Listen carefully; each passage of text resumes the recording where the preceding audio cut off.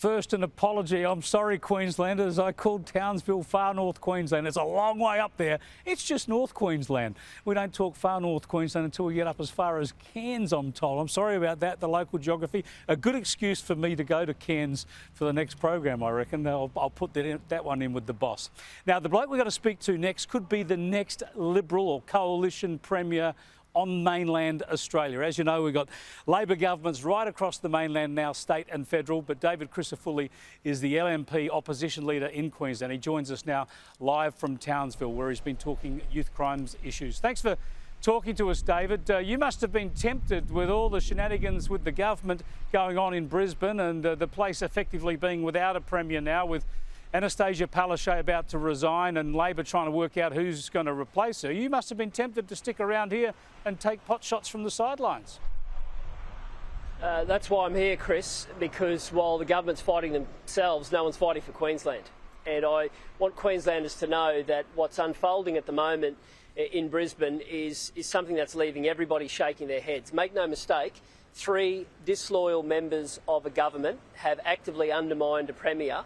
And at a time when we've got a youth crime crisis, and that's why I'm here in Townsville, at a time we've got people living out of their tents, and I saw that this morning in Morton Bay, we've got a cyclone ready to cross the coast to the north of me, and we've got the government squabbling over who should be the leader of the Labor Party. That shows you their priorities are wrong. And I didn't want to stay and be part of that circus. I wanted Queenslanders to understand we are focused on their priorities.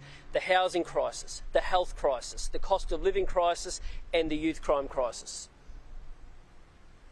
I'll come back to youth crime and that issue in Townsville and elsewhere in a moment, but just on the change. Now, you mentioned there the undermining within the party. There's no doubt that people, of course, in Parliament, as part of the government, have been playing their role in this. But what I think a lot of voters find distasteful is the way the unelected people are so powerful, the union bosses, the factional leaders. I know we just accept this as the way of the world with the Labor Party, but should we? I mean, effectively, the Premier's been told to resign by a bunch of blokes who run unions, aren't even elected to Parliament.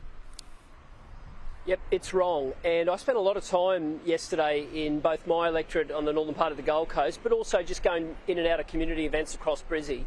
And there was a really common theme, and it was from people who, many of them who were Labor supporters, others who voted the other way, and people in the middle. And every one of them said, no, that should be our decision. That should be Queenslanders' decision. For one reason or another, everybody understands. And yet what we've had is 3 people who have orchestrated it, and they're the elected officials, and then you've had union power brokers. And that's not the way that government should be. And what the biggest concern for me is, while all this squabbling's going on, and it's been going on for weeks now, my deputy leader, who you interviewed just a moment ago, he called it a calculated Christmas coup a couple of weeks ago. And people were saying, oh, you know, that's a bit rich. Well, it was. And he was spot on. And what's unfolding at the moment is at a time when Queenslanders need leadership, the government is at war with themselves. And I want Queenslanders to look at us and see an opposition that is united and focused and hungry to serve. And we are going to continue to make sure that every part of Queensland knows that we need to deliver change. Well, let's talk about this youth crime issue. It's still unfolding in Townsville. I read there were 50 cars stolen in just the last week. Huge problems in Townsville, but other cities, and of course it's affected Brisbane as well. What is the solution here? Because we know police want to fix this and try and stop this, and even the Palaszczuk Labor government has made some changes to try and address it. What is the solution, especially if there's teenagers involved in this stuff, they're gangs, and the police know who they are? Don't they just need to be taken off the streets somehow? Well, I'll start by outlining how bad the problem is, and then I will unpack the solution. The last week in Townsville, locals tell me that they've never seen it this bad. And you're spot on. I've had reports in the last couple of days from Hervey Bay, north and south side of Brisbane, the Gold Coast, Sunny Coast, right up and down the coast, from Cairns to the border out to the Isa. It is white hot. We have got police cars repeatedly rammed. We've got baseball bats used to attack people. We've got cars on fire, cars thrown in the water, people waking up to the knowledge that someone's been in their house, held at knife point to hand over keys. That's all unfolded in the last week. You ask what the solutions are? It's simple, Chris. The Youth Justice Act in this state is broken.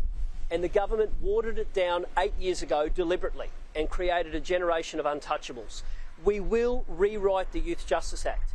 There is a provision in there that says detention must be a last resort. That will be removed immediately. And we're going to get serious about early intervention to turn these kids around.